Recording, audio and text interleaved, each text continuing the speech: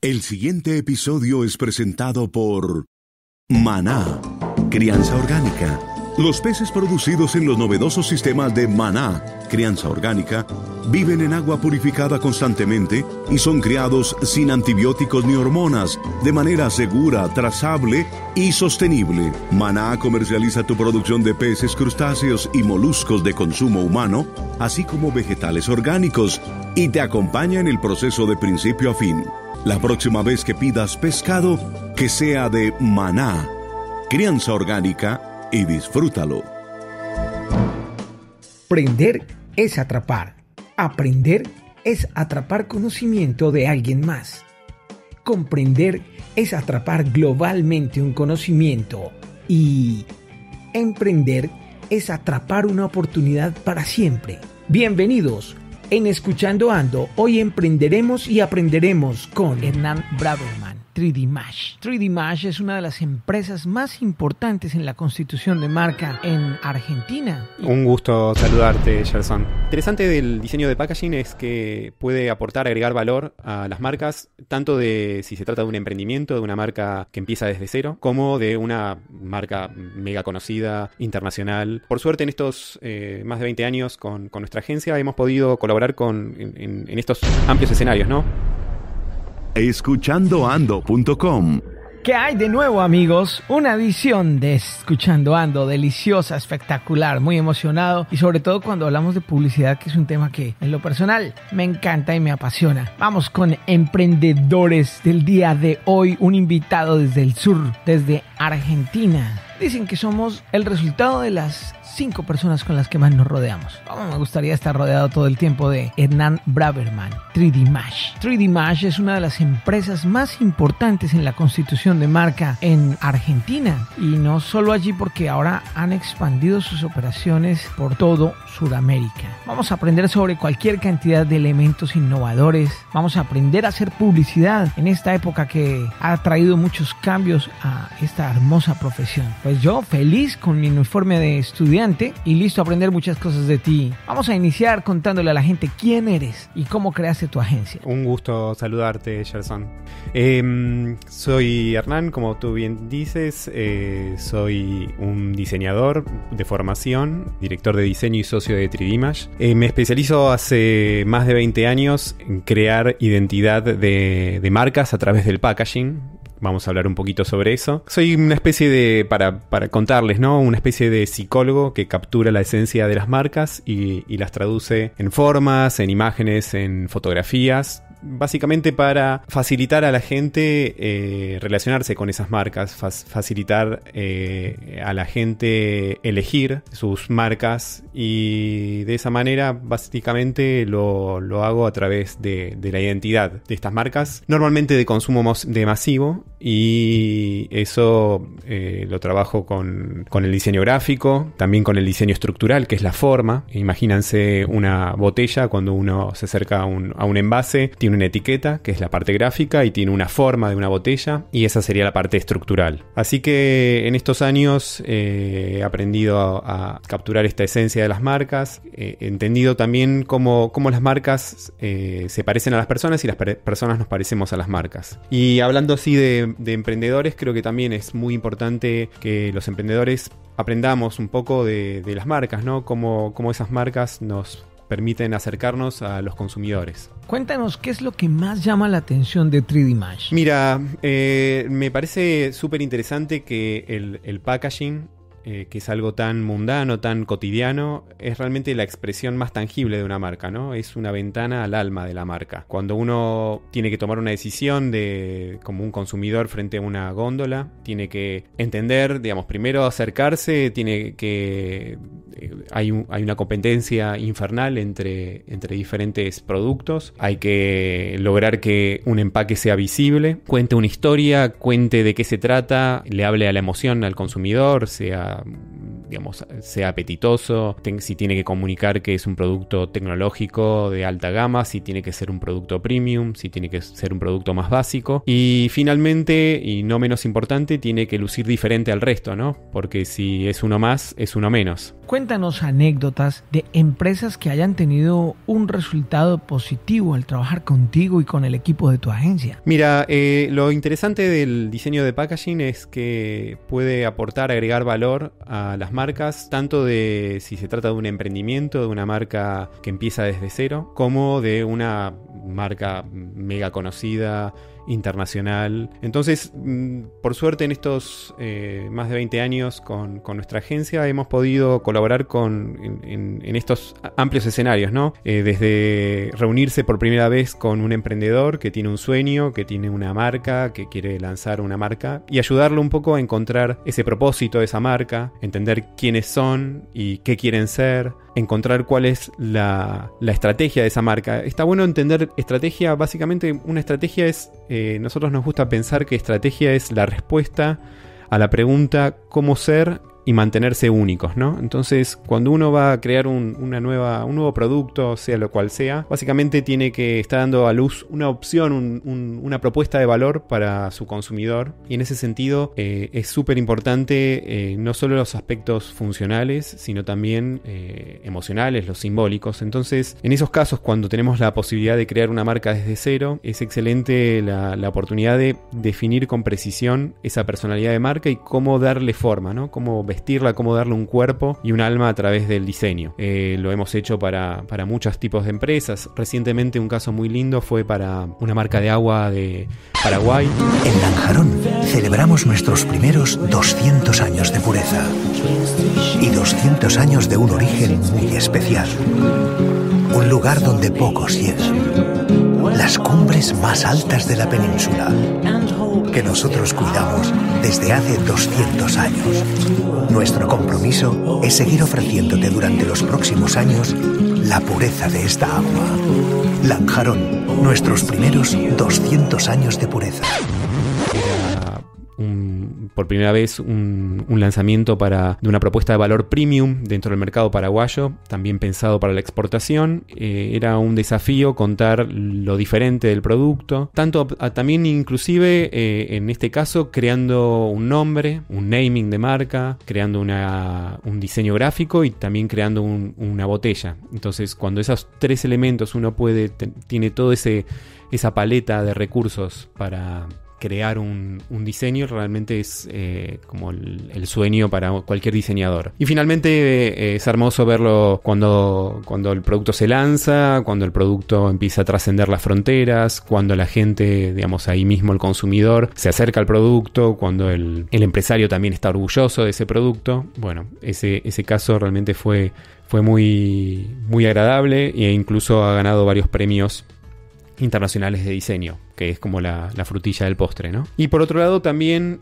otro de los grandes desafíos que tenemos los diseñadores muchas veces es renovar marcas que son líderes en los mercados, en donde ya se ha construido un vínculo emocional de confianza con el consumidor, pero que también con el ritmo de cambios actuales en nuestras sociedades no pueden darse el lujo de quedarse y dormirse en los laureles, ¿no? Entonces, en esas oportunidades, el rediseñar una marca es un gran desafío, ¿no? Porque es cómo lograr ser los mismos pero mejor, cómo no traicionar ese ADN y saber exactamente qué heredar y qué dejar de lado para poder evolucionar. También lo hemos hecho en varios casos, en marcas de diferentes categorías, desde de cuidado del hogar o de alimentos o de bebidas, y también es, digamos, ahí la parte estratégica, la parte analítica, la parte de entender exactamente qué es lo que hay que mantener y qué es lo que hay que cambiar, es parte del principal, digamos, del proceso de diseño. ¿Qué nos puedes decir acerca de los pasos que puede seguir el empresario que nos escucha sin necesidad de contratarlos, ya sea por temas de distancia o presupuesto? ¿Cómo podrían comenzar a hacer su diseño de marca partiendo desde cero? Mira, todo comienza desde el consumidor.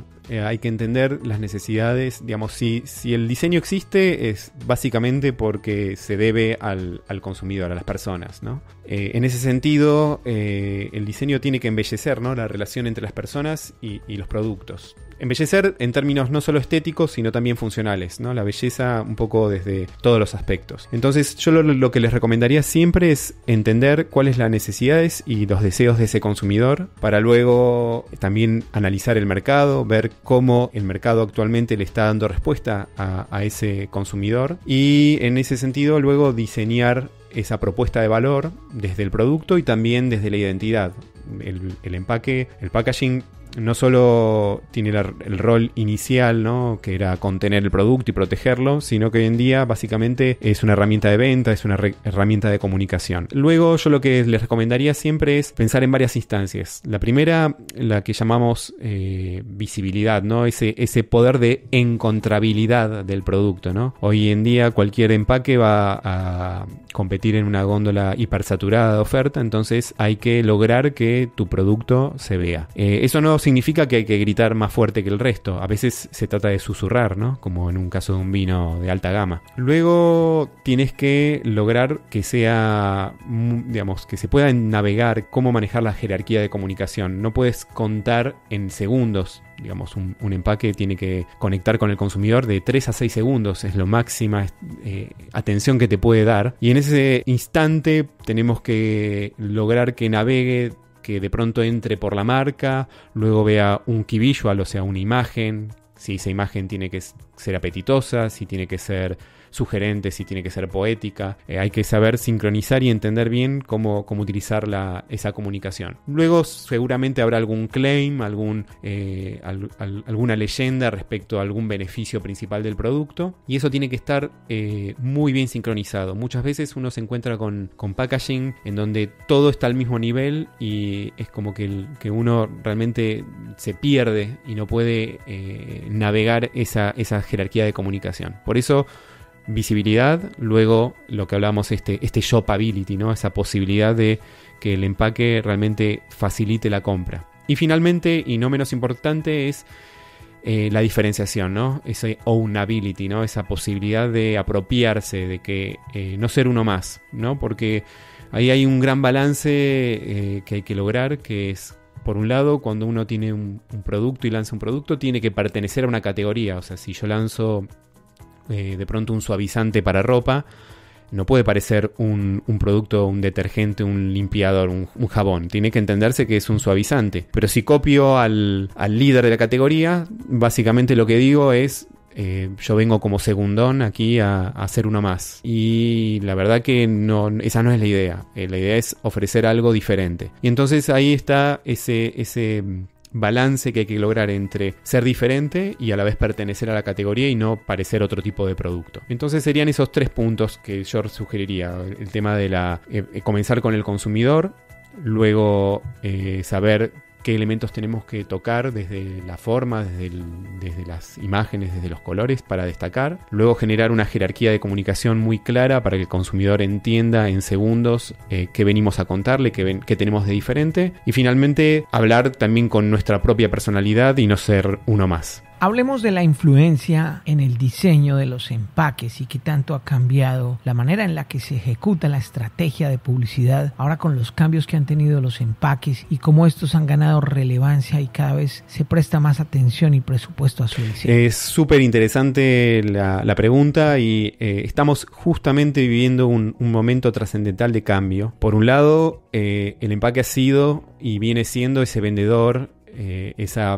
la expresión más tangible de la marca, ¿no? Es casi la interfase de usuario física de la marca. Y de pronto, cuando todo está migrando a lo digital, ¿cómo logra el empaque trascender eso? Por ejemplo, con el tema de la compra del e-commerce, ¿no?, en donde ya uno se encuentra frente a una góndola, un anaquel virtual. Entonces ahí, de pronto, la iconificación de la gráfica es una tendencia muy fuerte para que ese reconocimiento, esa visibilidad que te mencionaba antes, funcione también en una pequeña pantalla, en lo que se llama un thumbnail, ¿no? Una pequeña imagen de apenas píxeles de dimensión, y que ese ADN del producto sea reconocible casi como si fuera un icono de una app en una home, ¿no? Eso es también ese cambio digital está llegando de alguna manera, aterrizando a cómo se diseñan los empaques. Por eso habrás notado también que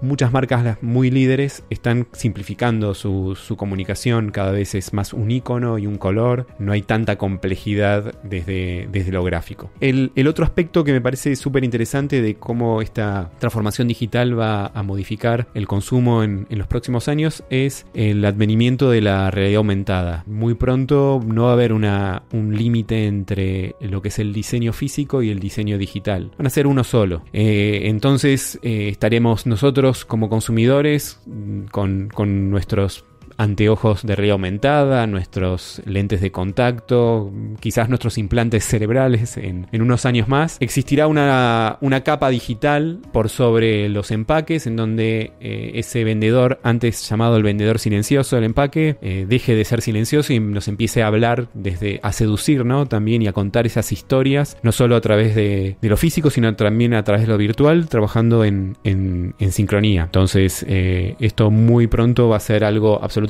natural, y nos vamos a acostumbrar, como nos venimos acostumbrando a tantas cosas los humanos, a esta nueva realidad mixta, ¿no? Ahora dicen que de hecho no vamos a seguir siendo humanos, sino suprahumanos. Exactamente. Bueno. Ya hay gente trabajando en eso, ¿no? Como Elon Musk y unos cuantos, ¿no? Están viendo de qué forma se puede crear un link entre nuestros límites físicos de la naturaleza, y cómo nos pueden embeber en nosotros tecnología para poder lograr ese superhumano, como tú mencionas. Hernán, mientras continuamos con tu charla, compártenos el Instagram de tu agencia para que tengamos la sensación de estar siendo acompañados por ti por tu fotoálbum. Perfecto, sí, el Instagram, nos pueden encontrar en Tridimage, TRIDIMAGE. También pueden, obviamente, encontrarnos con nuestra web. También generamos mucho contenido. Nos gusta educar y compartir cómo pensamos el diseño. Tenemos un blog ya hace prácticamente 20 años. Fuimos pioneros en la lengua hispana en el tema de blog en diseño de empaques. Así que esto realmente nos apasiona. Excelente, bien. Ahora sí, continuemos con nuestra entrevista. Perfecto. ¿Cómo es el proceso creativo a la hora de trabajar con las diferentes herramientas? ¿Cómo integran su equipo y cómo producen? Excelente. Normalmente todo proyecto de diseño parte de trabajo en equipo. Hay que sumar miradas porque hay que entender al consumidor de diferentes aristas. En ese sentido, inicialmente hay un trabajo muy estratégico, hay un trabajo de co-creación con el cliente, el dueño de la marca. También nos gusta entender y escuchar de primera mano al consumidor. Y a partir de toda esa primera información, luego hay una parte muy analítica. Parecería que un prejuicio normal hacia el diseño es que se trata de pura creatividad y solo dibujitos, y es todo lo contrario, ¿no? Hay mucho pensamiento, hay mucha estrategia detrás, que creo que es muchas veces el buen diseño, ese buen resultado está mucho más basado en esa parte racional y estratégica que en solo esta creatividad y se te prenda la lamparita. Hay de esos talleres, de esos workshops con el cliente, y de tener muy analizada el mercado y analizada la marca. Sí, pasamos a esa parte mágica de la creatividad, de trabajar en equipo, por momentos individualmente, y la suma de miradas y aunque no lo creas, todavía el trabajo con la mano es lo mejor que hay, ¿no? El dibujar tradicionalmente, más allá de que hoy quizás se puede dibujar en una tablet o podemos hacer impresiones 3D. Todo comienza con la mano y el lápiz, que son nuestros mejores amigos. Luego se apoyan, y con las posibilidades cada día son mejores, las posibilidades de representación a través de software que permite modelar en 3D, modelar en 2D, hacer renderings que son imágenes fotorrealistas como si el producto existiera. Incluso hoy en día se puede hacer cuando diseñamos un envase, imprimimos en 3D con una impresora, podemos inclusive verla con realidad aumentada, el empaque ahí sobre la mesa. O sea, cada día esto realmente justamente nosotros comenzamos hace 23 años y nuestros primeros trabajos fueron absolutamente a mano. Era el momento del quiebre con la tecnología. Ya el segundo trabajo pudimos trabajar algo con la parte gráfica. Me acuerdo que hacíamos los cálculos de capacidad de los envases con integrales, con matemática, y ahora obviamente todo es absolutamente interactivo con software 3D. Y todo ese tema de prototipado es súper importante, y estas herramientas como la impresión 3D nos lo permiten porque hay que iterar todo el tiempo para lograr la mejor solución. Luego que se genera una serie de opciones, la verdad es que el diseño siempre tiene que dar una serie de opciones, no hay nunca una solución exacta para un problema. Siempre es bueno barrer varias opciones. Muchas veces, como se trata de proyectos muy importantes, hay testeos con consumidores, hay investigación con consumidor, donde el consumidor, o por técnicas cualitativas, en donde se le hace a un grupo de consumidores encuestas y preguntas, y se tiene una charla para entender cómo es recibido ese nuevo diseño, o cuantitativas, donde hay mayor cantidad de consumidores involucrados. Ahí normalmente se toma una decisión, se pasa una etapa de refinamiento, y hay una etapa bastante técnica luego de implementación, porque todo lo que nosotros diseñamos se tiene que fabricar, se tiene que imprimir. Entonces hay que también, el diseño también tiene toda una parte muy tecnológica de conocimiento para que esas ideas puedan aterrizar en un producto y sean factibles, sean también sustentables. Entonces ahí toda esa etapa hay mucho conocimiento, mucho contacto con departamentos de ingeniería, hasta acompañar a la producción y el lanzamiento del producto. Continuando con el proceso creativo, compártenos anécdotas de cómo ha llegado a tu equipo de trabajo una gran idea. Mira, hay un caso que realmente fue muy interesante porque demuestra ciertos desafíos de la innovación, ¿no? Allá hace unos años tuvimos la oportunidad de crear un envase para Danone España. Se trataba el desafío era crear el diseño de la botella para una marca que se llama Lanjarón. Es un agua que nace de Sierra Nevada, que es de la montaña Mulhacén, que es el pico más alto de Iberia.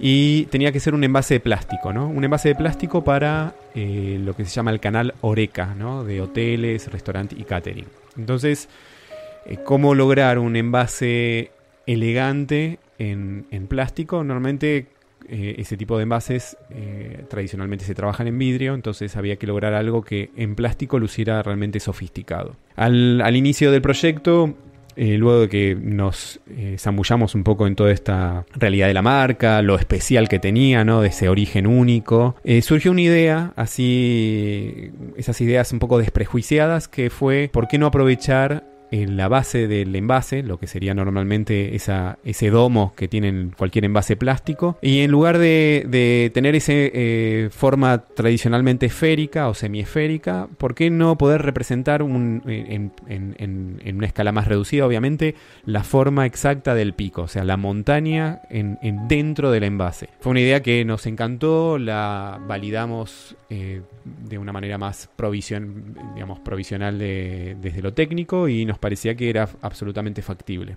Así que con toda la ilusión fuimos a presentar esta propuesta, y sucedió lo que tenía que suceder, ¿no? Era, por un lado, la gente de marketing se enamoró en segundos de la idea, y por otro lado la gente de técnica dijo: no, esto realmente no puede ser fabricado, no va a funcionar, no va a ser factible, no va a gustar, ¿no? En esos momentos donde uno o tira la toalla o redobla la apuesta, elegimos redoblar la apuesta, ¿no? Y en ese momento lo que hicimos es proponer hacer una construcción de una matriz de prueba aquí en Argentina para demostrar que esa idea, esa hipótesis realmente podía tener luces de realidad. Crear un poquito esta idea que nos gusta pensar, que es una especie de ratón de Troya en lugar del caballo de Troya, ¿no? Esta idea de que con un pequeño experimento podemos adentrarnos al terreno de la innovación y ir rompiendo un poco estas barreras del no. Es muy fácil frente a una innovación asustarse, ¿no? Es más, el signo de la innovación un poco es ese disconfort. Con lo cual, nos la jugamos un poco, nos acercamos a un proveedor, un fabricante de matrices y que tenía también máquinas de soplado de envases. Hicimos nuestras pruebas con diferentes alturas de montaña y finalmente logramos unos resultados que nos parecieron viables. Los enviamos con toda la ilusión a España y 6 meses después se lanzó esta botella que luego ganó varios premios, así que realmente fue un lindo ejemplo de que, digamos, rompiendo un poco las reglas, creando la sorpresa y cambiando la perspectiva, esos son digamos, los ingredientes de la innovación y que siempre va a ser desafiante la innovación, ¿no? Todos nos hemos sentido alguna vez decepcionados con algún empaque, incluso, por ejemplo, los frascos de champú que por debajo no traen absolutamente nada, o las cremas finas y uno no tiene ni el 20% del contenido que esperaba. ¿Cómo se llama eso? Sí, digamos, como simulando simular una capacidad mayor a través de rehundir la base. Digamos. ¿Cuáles cosas antiéticas has visto en el mercado que suelen ocurrir con el diseño de empaques y que tú realmente digas, esto jamás lo haríamos con nuestra agencia? Y realmente a veces se le complica mucho la vida al consumidor, de pronto esos blisters, ese tipo de envases en donde uno, digamos, lucen muy bien, pero luego son prácticamente imposibles de abrir sin lastimarse, cortando ahí con el cuchillo. Algunos se habrá roto los dientes mordiendo uno de esos envases. También a veces se sobrepromete en el diseño, ¿no? Hacer que un producto que no está a la altura de lo que es internamente, ¿no? Por ingredientes, parezca algo mejor de lo que es y que básicamente vas a lograr una primera compra, pero nadie te va a volver a comprar. Y creo que eso está de alguna manera desapareciendo gracias a las redes sociales, ¿no? Hoy en día ningún consumidor te va a perdonar algún tipo de decepción de esa manera o romper una promesa de marca, ¿no? Como esto que decías, ¿no? Esta idea de que me están engañando con la capacidad, me están complicando la existencia, me hacen lastimar, ¿no? Ese tipo de actitudes cada vez tienen menos vida útil en el mercado y uno se arriesga a destruir la reputación de una marca en segundos. Ahora, los amantes de la publicidad, cuéntanos cuáles son tus inputs, cómo aprendes, qué lees, quiénes son tus mentores. La mayor fuente de conocimiento está por un lado en los blogs y por otro lado en los podcasts. Me la paso siguiendo diferentes podcasts, obviamente de la materia, pero también a veces que son, digamos, más tangenciales, que hablan de otro tipo de aspectos, porque la cuestión es, digamos, construir como un conocimiento en forma de T, ¿no? Tiene que ser muy profundo en la área que manejas, que en nuestro caso es todo este tema de la marca y el diseño de empaques, pero a la vez tiene que ser amplio, ¿no? Y cruzar y ver qué está pasando, no sé, en la sociología, en la publicidad, en lo digital. Y digamos, me parece que podcasts como los de ustedes son muy interesantes porque no se cierran a una sola disciplina y de alguna manera aprender de lo que pasa, digamos, desde un profesional de diferentes áreas. Todo eso nos puede hacer crecer mucho. Pero yo básicamente recomendaría blogs, podcasts, fundamentalmente. Las revistas en general están cada vez un poco más atrasadas, los diarios en general tienen información un poco más limitada. Hay libros, obviamente leer es genial y hay libros que realmente pueden profundizar perfectamente en algunos aspectos, pero me parece que el día a día con seguir podcast y seguir blogs sería lo que más sugeriría. Hernán, muchas gracias por acompañarnos. ¿Estás en Buenos Aires? Estoy en Buenos Aires, sí. Perfecto, entonces nos vemos en Buenos Aires. Y mientras nos vemos en Buenos Aires, nos escuchamos en escuchandoando.com. Perfecto. Gracias. Saludos a todos. Llegaste hasta el final. Entonces te gustó. Ahora puedes decir, Escuchando Ando. Comparte este episodio y descarga más en escuchandoando.com o en tu plataforma favorita. Hasta la próxima. El anterior episodio fue una presentación de Maná, Crianza Orgánica. Los peces producidos en los novedosos sistemas de Maná, crianza orgánica, viven en agua purificada constantemente y son criados sin antibióticos ni hormonas, de manera segura, trazable y sostenible. Maná comercializa tu producción de peces, crustáceos y moluscos de consumo humano, así como vegetales orgánicos, y te acompaña en el proceso de principio a fin.